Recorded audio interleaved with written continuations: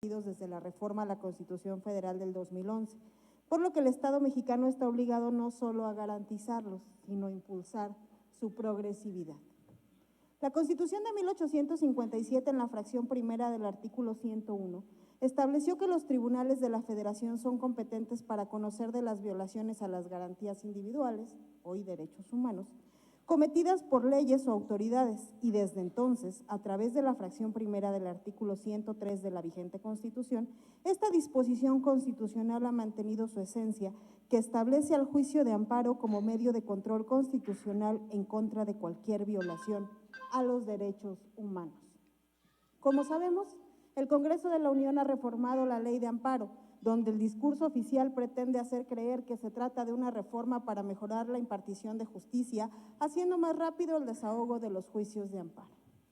No toda la reforma es negativa, pese a ser acorde y ajustada a los intereses facciosos o partidarios del grupo que gobierna, ya que se presentan al menos dos mejoras. Una, relacionada con los juicios de amparo, que para que se resuelvan con prontitud, pues se propone que se dicten las resoluciones en un plazo de 60 días. Y la otra es la relativa a precisar y facilitar el juicio en línea, dados los avances de las herramientas tecnológicas. Sin embargo, este aparente beneficio de la reforma conlleva al menos 4 aspectos que han causado críticas y enormes preocupaciones por el retroceso que representan. El primer aspecto negativo es la restricción al denominado interés legítimo de cualquier persona para promover el juicio de amparo. Esto es, con la reforma se limita la presentación de las demandas de amparo solo a las personas a quienes les produzca un beneficio cierto y no hipotético. Con dicha reforma, las organizaciones no gubernamentales, activistas y ciudadanía preocupada por proteger el medio ambiente, garantizar los derechos a la salud, a la libertad, a la educación, pese a que son temas de interés colectivo y por lo tanto de interés legítimo, no podrán solicitar algún amparo a menos que les afecte de manera directa o, como lo dice la reforma, a menos que les beneficie el otorgarse el amparo. Con esta reforma, el interés legítimo dejará de ser analizado por los jueces y, lejos de dar justicia al pueblo, como lo pregona demagógicamente la 4T, tramposamente el amparo se individualiza y deja de ser protector del interés colectivo. El otro aspecto son los efectos retroactivos de la reforma, posición hecha por un senador de Morena y que los diputados prácticamente la dejaron igual. Se trata de una aberración facciosa, retrógrada y sin conocimiento real de las consecuencias jurídicas y políticas que ello implica, o más bien han aprobado esta violación evidente a la Constitución pensando en beneficios directos para el gobierno y en contra de particulares. La reforma establece que al ser la ley de amparo una ley procesal, los efectos alcanzan a los asuntos que están en trámite.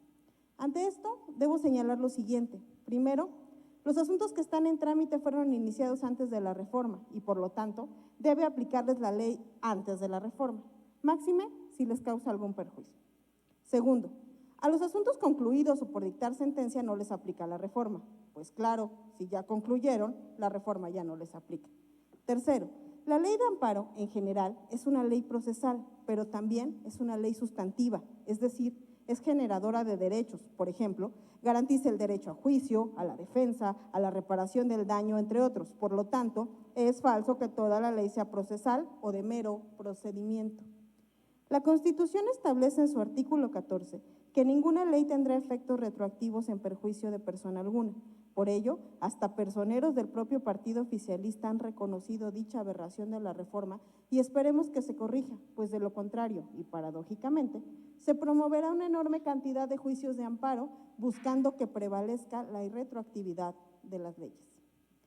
Un tercer aspecto es la discrecionalidad que tendrá la autoridad para ejecutar las sentencias de amparo, cuando considere que hay imposibilidad material o jurídica para ejecutarlas, es decir, basta que la autoridad responsable diga que no puede ejecutar lo resuelto en el amparo porque materialmente no se puede o que jurídicamente es imposible. Esa discrecionalidad que tendrá la autoridad para aludir imposibilidad jurídica o material para ejecutar las sentencias desvalora, restringe y prácticamente elimina el amparo, pues ¿qué caso tendrá el que se otorgue un amparo si la autoridad responsable no va a cumplir con lo que se le ordena? A este perjuicio se aúna un cuarto elemento de gravísima preocupación. Se trata de limitar las suspensiones de los actos reclamados. Si un juez federal puede conceder la suspensión provisional del acto que se reclama y ordenar que las cosas se mantengan en el estado que guardan hasta en tanto se resuelve si se concede o no el amparo. Con la reforma, desaparece la suspensión provisional, salvo en casos específicos, como cuando está en riesgo la vida o integridad de las personas o la libertad de estas.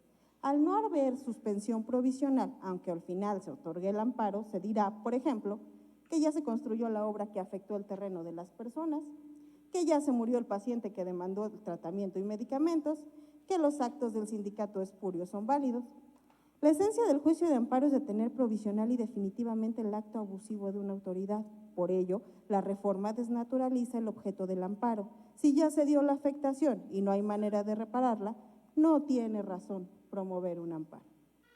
Compañeras y compañeros diputados, la reforma a la ley de amparo, como se dijo en las audiencias públicas, como lo están diciendo académicos y especialistas, es una reforma que favorece los intereses de la autoridad, porque lejos de ampliar la cobertura de defensa y protección de los derechos humanos, favorece su violación por las propias autoridades.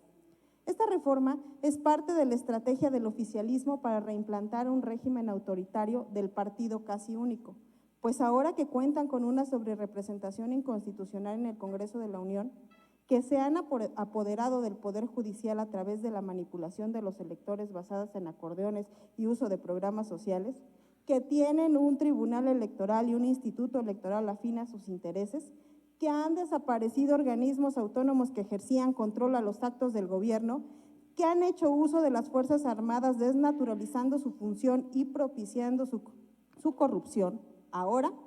Ahora reforman la ley de amparo para evitar que las personas tengan herramientas para detener los abusos de estos gobiernos facciosos. Lo que estamos viendo no es el ejercicio de un gobierno democrático, mucho menos se trata de un gobierno de izquierda, antes bien, se trata de un gobierno impositivo, intolerante, que busca eliminar a sus opositores y que está restringiendo libertades. A través de esta representación legislativa, el PRDT hace un llamado para detener los aspectos más negativos de la reforma de la ley de amparo, que perjudican abiertamente a las personas en el ejercicio de sus derechos humanos. Se trata de un atentado a la libertad y a la seguridad jurídicas de todas y todos los mexicanos. Es cuanto, Presidenta. Se concede el uso de la palabra a la ciudadana